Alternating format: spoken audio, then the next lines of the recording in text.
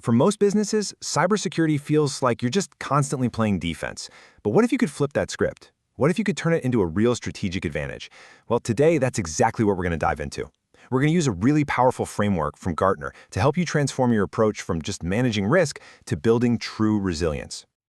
So, let's kick things off with a number that shows you just how much the game has changed. According to Gartner, a massive 81% of company directors now see cybersecurity as a fundamental business risk. This isn't just some niche IT problem anymore. The conversation has officially moved out of the server room and straight into the boardroom. That's a huge shift. But here's where it gets interesting. Even with all that awareness, get this, 67% of those same directors admit their board's ability to actually oversee that risk just isn't adequate. So they know there's a problem, a really big one, but they don't feel like they have the tools or the know-how to handle it. And here's the final piece of the puzzle. Gartner also found that only 60% of security strategies actually change when the company's own business goals shift. Just think about that for a second. The business pivots to a new market or launches a new product, but the security plan, it's still stuck on its old course. So when you put all that together, what do? You get this really dangerous disconnect. Everyone agrees on the threat, but there's a huge, massive gap between knowing about it and actually doing something effective. And let's be clear, this isn't a failure of technology. It's a failure of strategy. Let me put it this way. Imagine your business is a ship, and it's sailing right into a storm. You know the storm is coming, the whole crew knows, but the captain, they don't have the right charts. They're trying to navigate using old maps, or worse, just pure guesswork. That's pretty much what it's like to run a business today without a dynamic, business-aligned cybersecurity strategy. Okay, so how do we fix this? How do we get the right charts for our ship? Well, we've got to stop just reacting to every wave that hits us and start proactively charting a course. And this is where we actually build the blueprint for resilience. And the good news is, Gartner gives us a really clear roadmap for this. It's a 6-step planning process, and it's designed to create a strategy that's not only strong, but also flexible. It moves you logically from understanding your world to defining where you want to go, figuring out where you are now, and then actually building and running the plan. So let's walk through the big ideas. Everything, and I mean everything, starts with step 1, capturing your business context. Look, a strategy that's built in a vacuum is completely useless. You absolutely have to understand the specific forces shaping your company's journey. It's not just about the storm out there. It's about where your ship is trying to go and what kind of precious cargo it's carrying. Gartner breaks this down into 3 key drivers, which makes it super easy to think about.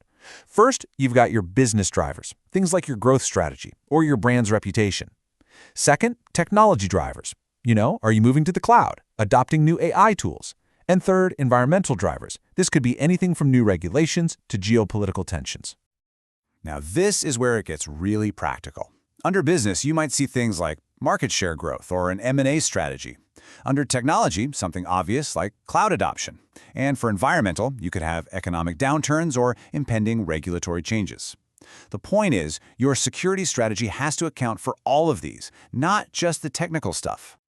Okay, so once you really understand your context, then you can define your vision. This is your destination. This is that desired future state your strategy is trying to achieve. Are you aiming to be seen as a leader in secure innovation? Or is your main goal to just guarantee a rock-solid baseline of resilient operations? Defining this is absolutely critical. So you've got your destination locked in. What's the next logical step? Well, you have to figure out exactly where you're starting from. And that brings us to the assessment phase. Time to find your "you are here" dot on the map. This is what we call the gap analysis. You compare your vision, that amazing future state you just defined, to your current reality. You do things like vulnerability scans, risk assessments, and maturity checks. And that space, that gap between the two, that's where all the work is. That's the journey you need to start planning. And that brings us right to building the roadmap. Once you've identified all those gaps, you've got to turn them into a real plan of action. This is like plotting the series of maneuvers your ship needs to make to get from where it is today to where it wants to be tomorrow. But this right here, raises the most critical question of all. You've found the gaps, you probably have a long list of things that need fixing. How on earth do you decide what to do first? Because let's be real, you can't do everything at once. Gartner's framework for this is just beautifully simple. You weigh every potential action against 4 key criteria. How much risk does it actually reduce? What resources, people, time does it require? What's the financial cost? And what's the time to value? This isn't just about making a to-do list. It's a framework for making smart, strategic trade-offs you can actually defend to the board. Now let's talk about what might be the single most important part of this whole process. A strategy is not a document you write once, print out, and then let it collect dust on a shelf. It has to be a living guide. You have to actively keep it alive by navigating the constantly changing tides of your business and the threat landscape.